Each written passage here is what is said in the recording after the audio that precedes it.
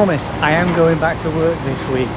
We just got to climb the major ridge by Innsbruck first, the Nordkette.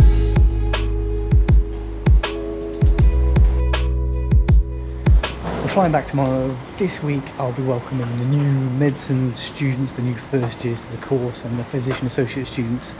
Then we'll start teaching next week, so I will probably be doing a back to the histology series video this week. I think we're on to the small intestine, aren't we? I wonder if I've got slides of duodenum, jejunum, ileum.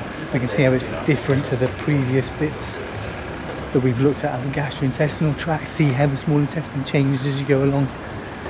Anywho, first of all, climbing.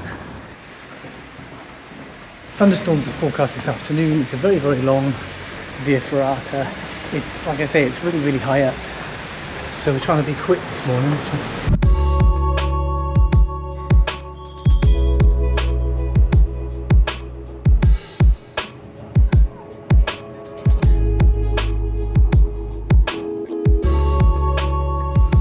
What's the hill train called?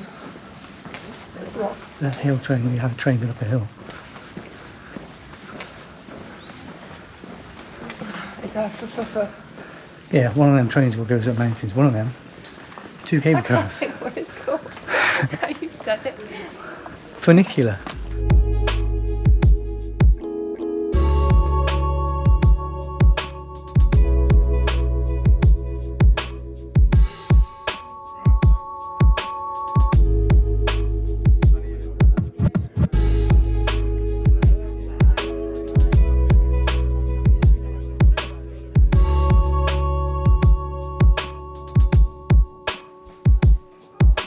Better? Yep, terra firma, thank you.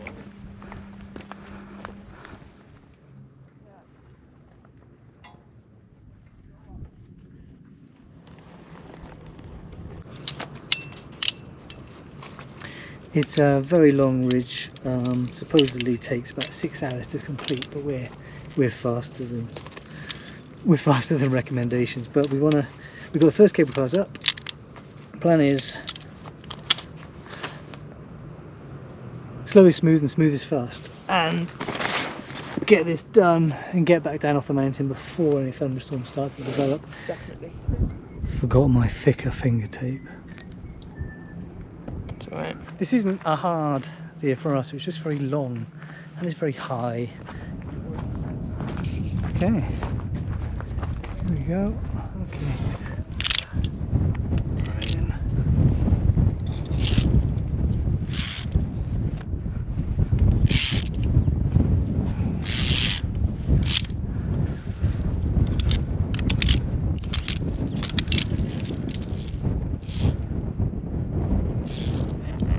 So, after 2 weeks in Austria, how is my German learning paying off? Oh, getting more confident with it. Getting louder, getting clearer, which is good, right? And I've blagged some encounters in the mountains where we've had conversations in German, and I've probably understood what was going on and probably given the right answers, I think. Fairly confident. And of course your typical beautiful restaurant, cafe encounters in German. Got that stock phrase ready to go, which is, you know, es tut mir leid, ich habe etwas Deutsch, aber mein Deutsch ist langsam, I'm slow.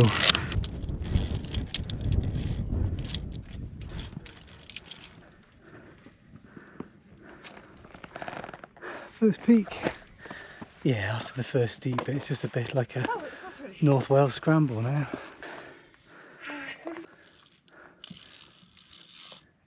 Gonna have the sun behind me for the whole ridge, I think.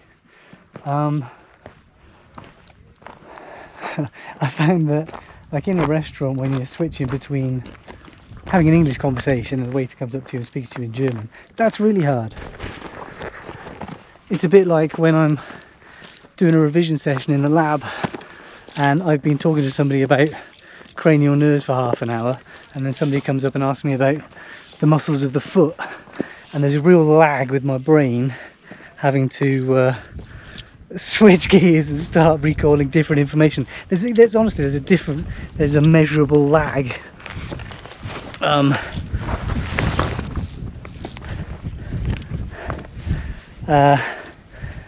But then once my brain is engaged, I'm away and I can talk about the muscles of the foot. And it's the same in restaurants. But of course that lag, when you're in a country where you speak different languages, they're used to people speaking different languages, they then switch to a different language, you end up speaking in English.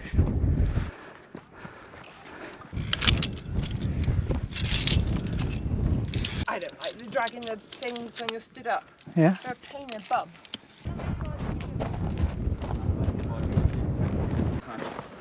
Also in restaurants, we do the whole thing in German. Of course Kim is omitted because Kim doesn't speak much German.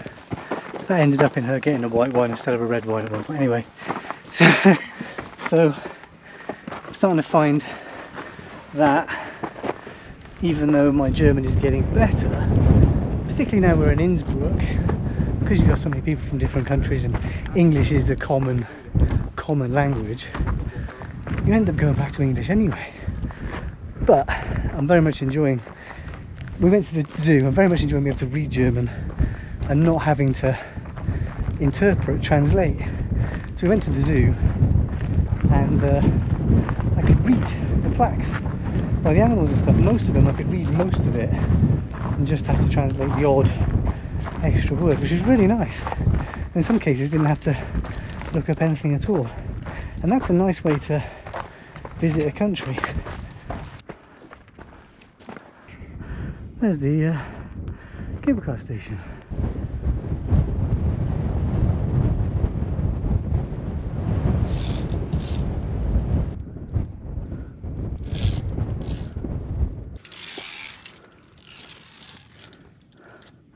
It's a long way down.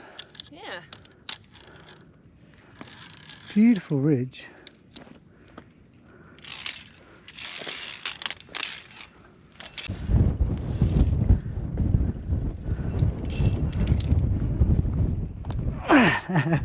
This is fun.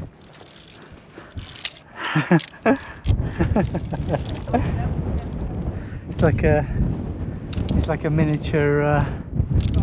Well that's a bit crib-gocky, but this is like a miniature tower gap. Oh yeah. But very miniature. On your arse, do you?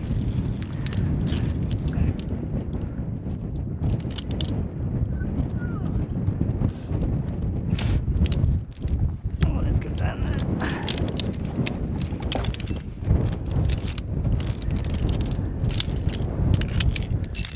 Oh yeah. Yeah, we're zipping along. I remember why I love ridges now. Amazing, isn't it? View both sides. Feels really nice when you've got a wire. Yeah. I think. Feels more comfortable. Squish. Yeah, that's a good bit. Squeeze.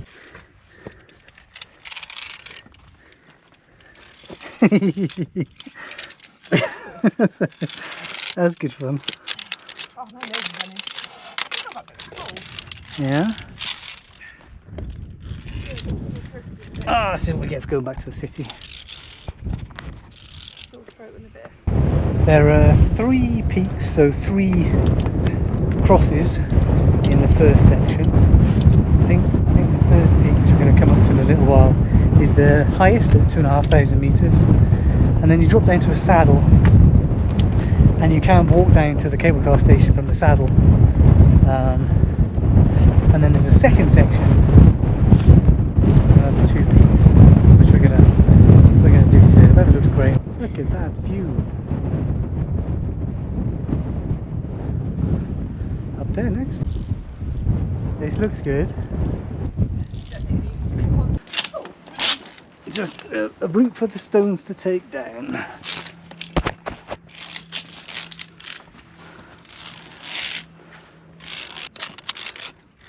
Some good drops down there. Yeah.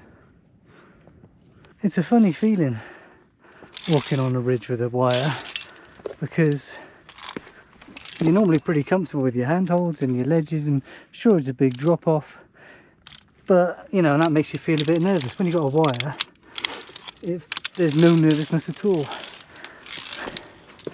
Keep moving. Stop the fuse. It does make everything a lot safer, and of course it does means you don't get lost, and Yeah, that's one thing. it means that if you do hurt yourself, you've got a safety point to anchor yourself to. It means you've always got a handrail rather than being holding onto potentially a loose rock or not very good holds. And there's a lot of the problems in North Wales happen because people get lost and go the wrong way. People also get, what's it called when you get scared on you get rock fast, crag fast. You get, people just get to a point where they can't move because they're too scared, so they become crag fast. So the wire kind of eliminates that, I guess. And when you've got harder sections which are properly risky, well, you've got a wire there, which otherwise if you were doing a route you'd probably need a rope for, so it's a lot quicker. In big mountains, quick is good. It's very pleasant. I like it a lot. Can't see it coming to North Wales anytime soon. There's our third cross. And there's the saddle there. Being in a German speaking country as a German language learner has been great, because it does improve your vocabulary, because you're seeing things, seeing words, looking up words, you're hearing phrases, and you get a sense of how the language is actually used in this place, which has been really nice. And of course, if you're learning German, well, you want to go to a German speaking country to use the German what you've been learning, don't you? And I've enjoyed it. So I was saying in the last video I failed my exam because I think I passed the speaking part of the German. The exam is just me being in a German speaking country and trying to understand the language. So I could do the speaking bit, I could do the reading bit to a reasonable level. Not brilliant, but reasonable level. But I was slow with understanding spoken language. And when you're slow, when your brain is slow getting into the gear of the spoken language, there's a pause, there's a delay. And of course when someone's waiting for you to respond, you start getting funny looks. And everything breaks down. But it's got better. And it's been good fun, I've enjoyed it. So that means that, in terms of my learning, I have decided that I do enjoy learning another language, and German is a language I enjoy learning. And I enjoy visiting countries where I can use the language. Oh, it's stuck. Yeah. Oh, it's stuck. Might get stuck again now. Oh, it's stuck again. It's stuck on the next one as well.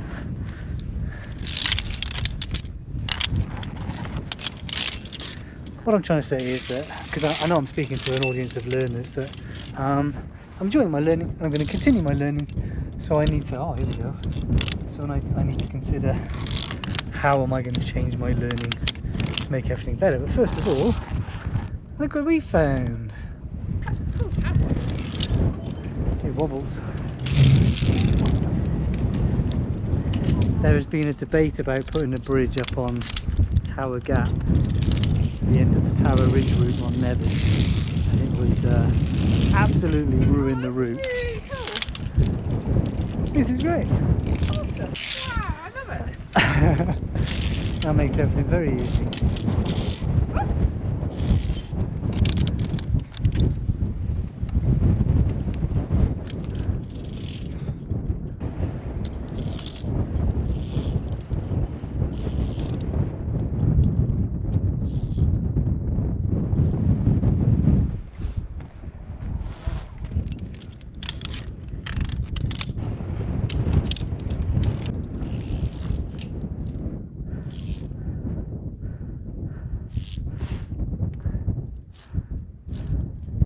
Okay, here we go. This is the third summit, third cross.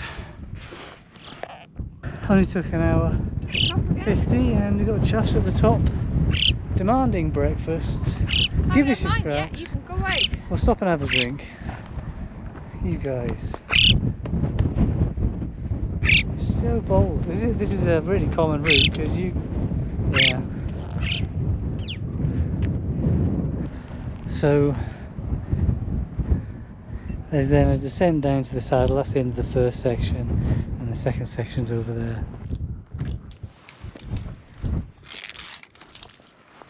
Cool.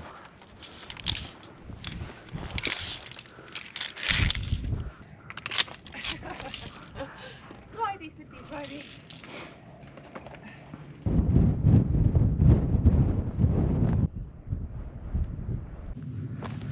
I can see why this is described as a classic ridge. Not only is it great fun, but it's got fantastic views. We've picked a Monday, so it's quiet, and we've got great weather. Brilliant.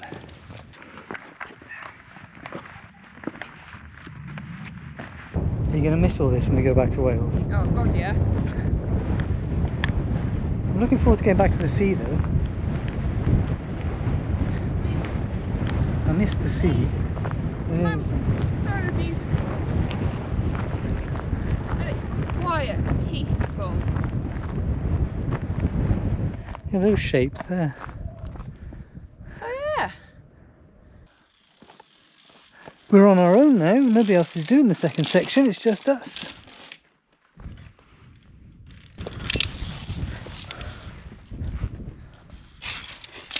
So if you want to do something big and scary, the hardest thing can be getting started, and it's often scarier before you get started.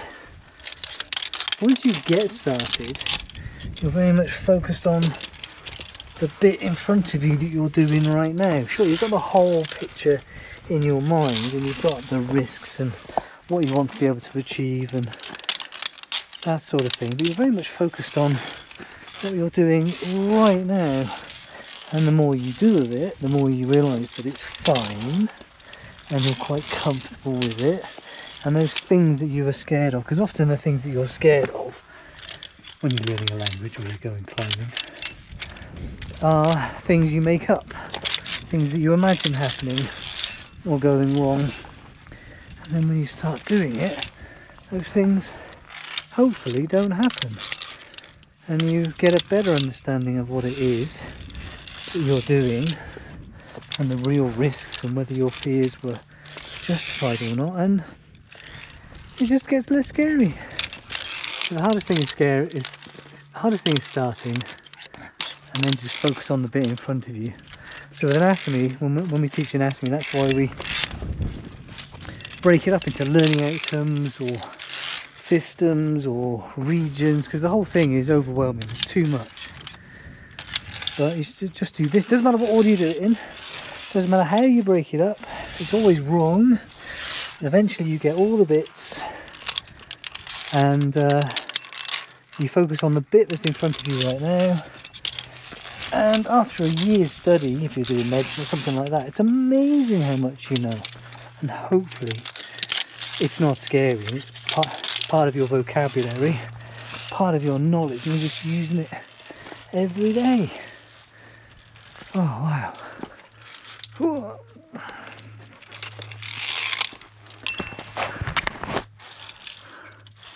Like this. This is great. I love this. It is great, it's lovely. So my brain usually feels happiest when I'm doing something like this for whatever reason. So that's going out the other side, isn't it? In that it's a scary thing to do, but I'm actually so not scared that I feel good doing this thing that looks scary and makes me happy. So it's very difficult to make me happy. Not that I'm unhappy. I'm not. Alright. End of the wire. Oh, we're going down the gully. What goes down must go up.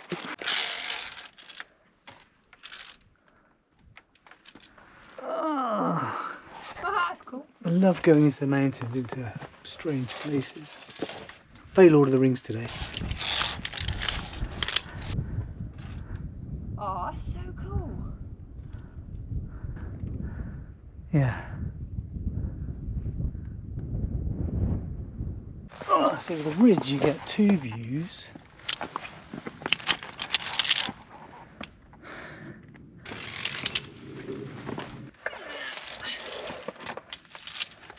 Yeah, this is a bit that is a difficult scramble or an easy climb, but you wouldn't really want to do it unroped. The consequences are too serious. So the Via Ferrata makes it so quick. I do love a chimney groove corner or extra handhold.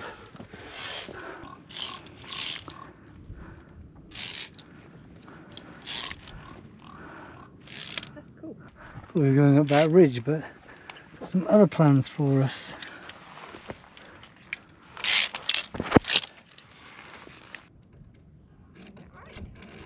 The chuffs are all going to the final peak because they're expecting more lunch. Here we go. Our final peak of the day.